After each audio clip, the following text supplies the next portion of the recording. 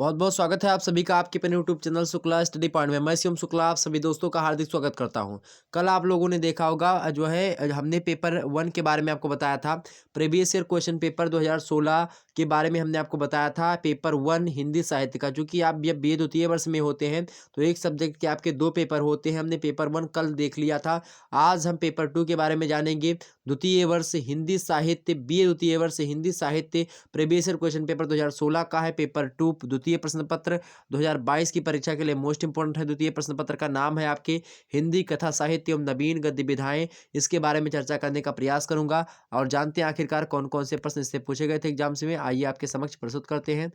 ठीक, और आपको बता दूं कि 2015 का जो है पेपर है उसको आपके जो दूसरा चैनल है हमारा एमए करेकर, उस पर हमने अवेलेबल करवा दिया है। उस चैनल को अगर आपने सब्सक्राइब नहीं करा है तो प्लीज़ सब्सक्राइब कर लीजिएगा, क्योंकि उस चैनल पर भी मैं अच्छी वीडियो देता रहता हूँ। ओके, और बाकी जो 2016, 17, 18 इन सभी के जो वीडियोज़ होंगे उसी चैनल पर आपको मिलेंगे, तो इसलिए आप जो है सब्सक्राइब करके बेल आइकन प्रेस कर दीजिएगा। चलिए प्रारंभ करते हैं इस वीडियो को। द्वितीय प्रश्न पत्र हिंदी कथा साहित्य नवीन गद्य विधाएं यहाँ पर देखने का प्रयास करेंगे। नवीन गद्य विधाएं और जो है नवीन गद्य विधाएं, सभी प्रश्नों के नोट, सभी प्रश्नों के उत्तर आपको निर्देशानुसार देने हैं। खंड आ का निर्देश दिया हुआ है। क्या निर्देश है कि नोट सभी प्रश्नों के उत्तर आपको क्या देने, सभी प्रश्नों के उत्तर देने हैं। प्रत्येक प्रश्न का उत्तर लगभग 50 शब्द में आपके होने चाहिए। खंड आ से अति लघुत्तर टाइप के प्रश्न पूछे जाते हैं। देखिए यहाँ पर प्रश्न दिया हुआ है पहला, और पहले में 10 खंड है। इन 10 के उत्तर आपको देने हैं। हिंदी संस्मरण का परिचय दीजिए। अगर ये प्रश्न आप लोगों ने लिखा तो आपको इसके 2 नंबर मिलते हैं, बात ध्यान रखेंगे। ओके, और 50 शब्दों में आपको लिखना, 50 शब्द लिखेंगे तो आपको 2 नंबर मिलेगा। ओके, ये बात ध्यान रखेंगे। पहला प्रश्न आपसे पूछा गया था कि हिंदी संस्मरण का परिचय दीजिए, और कितने शब्दों में, 50 शब्दों में। मोस्ट इंपोर्टेंट प्रश्न था, पढ़ लीजिएगा। एग्जाम्स में लगातार पूछा आता रहा है, 2018, 19 सभी में पूछा गया है, तो आप लोग इसको जरूर पढ़ लीजिएगा। अगला प्रश्न है जीवनी एवं आत्मकथा में अंतर। ये भी प्रश्न लगातार बनता है, तो इन दोनों प्रश्नों को आप लोग एकदम से कंठस्थ कर लीजिएगा। अगला है साक्षात्कार से आप क्या समझते हैं। साक्षात्कार को लेकर के भी एग्जाम से प्रश्न बने हैं, 2-3 साल लगातार बने हैं। रिपोर्टाज क्या है, इसको भी प्रश्न बने हैं, तो इन सभी को पढ़ लीजिएगा, मोस्ट इंपोर्टेंट है, एग्जाम से पूछा आता रहेगा। अगला प्रश्न आपके समक्ष पूछा गया था कि पाठ्य पुस्तक की कहानी का नामोल्लेख कीजिए। मतलब आपके पाठ्य पुस्तक जो कहानी है उसका आप नामोल्लेख करें, कौन सी कहानी आपके पाठ्यक्रम में संकलित है। अगला प्रश्न आपके समक्ष है यशपाल की 2 कहानियों के नाम बताइए। यशपाल की किन्हीं 2 कहानियों के नाम आपको बताना था। ठीक, अगला प्रश्न है मानुष बने रहो किस विधा के अंतर्गत है। मानुष बने रहो ये किस विधा की रचना है। अगला प्रश्न है फीचर लेखक बटरोही, फीचर लेखक बटरोही पर प्रकाश डालिए। मोस्ट इंपोर्टेंट प्रश्न। अगला प्रश्न था गबन जो उपन्यास है किसका, और उस उपन्यास की नायिका जो है गोदान गबन मुंशी प्रेमचंद का ही है। तो गबन, जो गबन उपन्यास की जो नायिका है उसके चरित्र चित्रणों के बारे में आप बताएं 50 शब्दों में। तो ये 10 प्रश्न आपसे पूछे गए थे, इंपॉर्टेंट थे। और सॉरी, और अगला पूछा गया था गबन या फिर मानस का हंस। अगला है, चाहे ये करें चाहे ये वाला करते, चाहे ये वाला करिए इसके स्थान पर। मानस का हंस उपन्यास की नायिका का चित्रण करें, चाहे आप मानस की हंस जो उपन्यास है उसका करें। मोहन राकेश का है शायद मानस का हंस, या अमृत राय का है, किसका है ये मुझे यार, मुझे ध्यान नहीं आ रहा है मानस का हंस किसका है। आप लोग इसको जरूर पता करके बता दें, मतलब कमेंट सेक्शन में लिख दीजिएगा। हालांकि मुझे ध्यान में ही था यार, बहुत सहज है, और पता नहीं कितनी बार हमने परीक्षा में इसको मतलब कि परीक्षा भी दी, हमारे परीक्षा में पूछा गया था मानस का हंस। मानस का हंस जो है तुलसीदास को कहा जाता है, ठीक है। और ये बात जो है इसमें मानस का हंस उपन्यास है, किसने लिखा है। तो मानस का हंस किसका उपन्यास है, जयनेंद्र कुमार का है, किसका है भाई, बताने का प्रयास करेंगे आप सभी लोगों के। तो चलिए आपको बता दूं कि मानस का जो हंस है ये अमृतलाल नागर की रचना है, और इन्होंने तुलसीदास जी के बारे में लिखा था, 1972 के आसपास की रचना है। ओके, आगे देखते हैं। अगला प्रश्न आपके समक्ष है जो है उपन्यासकार अमृतलाल नागर या फिर प्रेमचंद का परिचय दीजिए। दोनों में से किसी एक का परिचय आपको देना है, ठीक है, बात ध्यान रखेंगे। अगला प्रश्न आपसे पूछा गया था खंडबा से प्रश्न है आपका। अब खंडबा में हम प्रवेश करते हैं। खंडबा में जो व्याख्या वगैरह पूछी जाएगी इसी में पूछी जाएगी। ओके, यहाँ पर लिखा है नोट में सभी प्रश्नों के उत्तर दीजिए।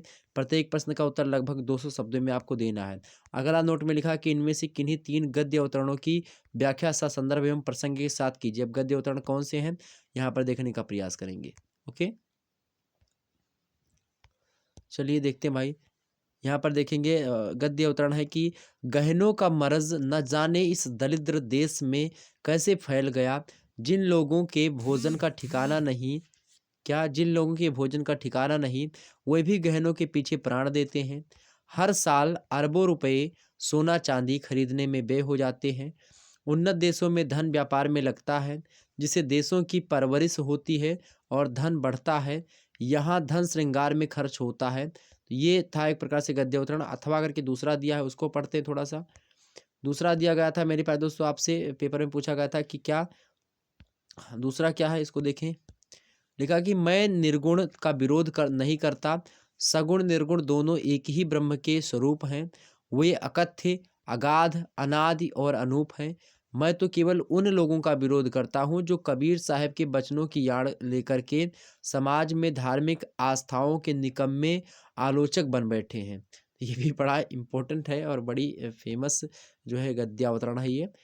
अगला है तीसरा जो है कि हिंदू मतलब कि वैधव्य है नारी शरीर और नारी का स्वभाव और प्रकृति पाकर नारित्व के स्वभाव और प्रकृति के अधिकारों से वंचित हो जाने, निरंतर अपनी ही प्रकृति से लड़ने, अपने में जलते रहने मरते रहने का धर्म जो है निभाने का दंड। तो इस पंक्ति की आपको व्याख्या वही नेक्स्ट था संदर्भ आपको प्रस्तुत करनी है। अथवा करके दूसरा दिया है, मगर कोठरी में बैठने की देर थी कि आंखों से छल छल आंसू बहने लगे।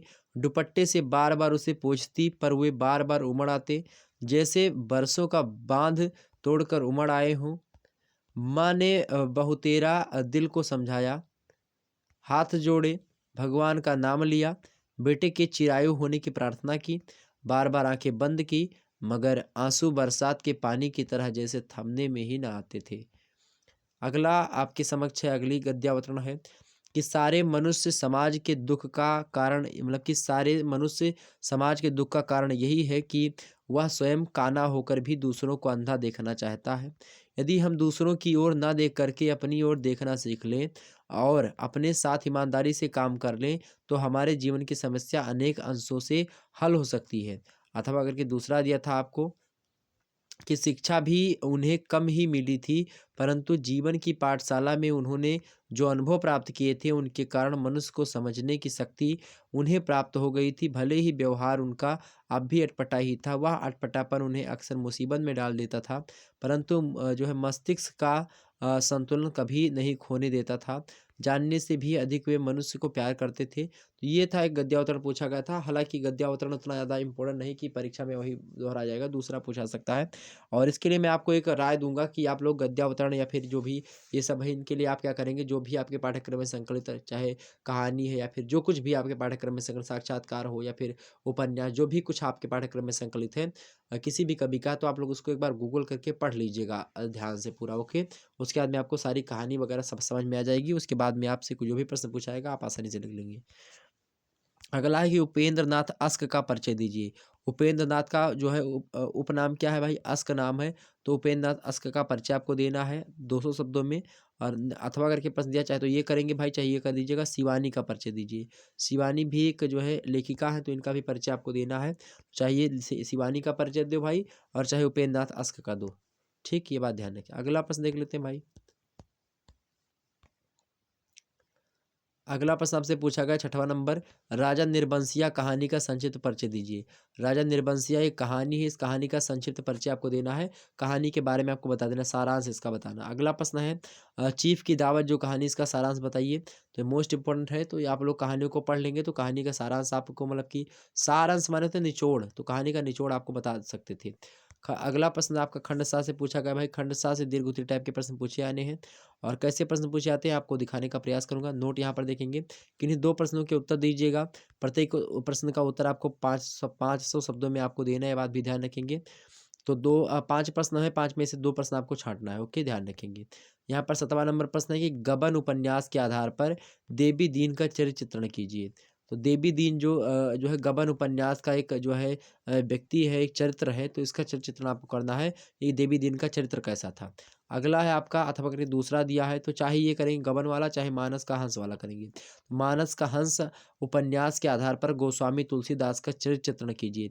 मानस के हंस में जो है गोस्वामी तुलसीदास जी के बारे में क्या क्या बताया गया है, इनका चरित्र चित्रण आप करेंगे। ओके, दूसरा प्रश्न आपसे पूछा गया था, 8वां नंबर प्रश्न है इसका कि जिंदगी और जोंक कहानी की मूल संवेदना पर प्रकाश डालिए। या फिर इसके स्थान पर दूसरा प्रश्न आप कर सकते थे यहाँ पर, हिंदी कहानी की विकास यात्रा की सारगर्भित विवेचना कीजिए। चाहे ये कर सकते थे, तो इनमें दोनों में से एक ही करना है। ओके, ये बात ध्यान रखेंगे। हालाँकि पूरे में से केवल आपको 2 ही करना है। अब ये आपको बता दूँ मेरे प्यारे दोस्तों, अब यहाँ पर अगर आप 8वाँ करते हैं तो ये नहीं कि ये वाला लिख दें और ये भी लिख दें, तो आपका 2 नहीं माना जाएगा, तब 1 ही माना जाएगा। ओके, ध्यान रखेंगे। तो इनमें से चाहे एक ये लिखो, चाहे ये लिखो, एक ही यहाँ पर माना जाएगा, ठीक? और इ इनमें से भी आप एक ही लिखोगे तो माना जाएगा। तो एक ये होगा, दूसरा 8वाँ होगा, तीसरा 9वाँ वाला होगा, ठीक? इस प्रकार से 5 दिए गए हैं। अथवा करके दिया गया है।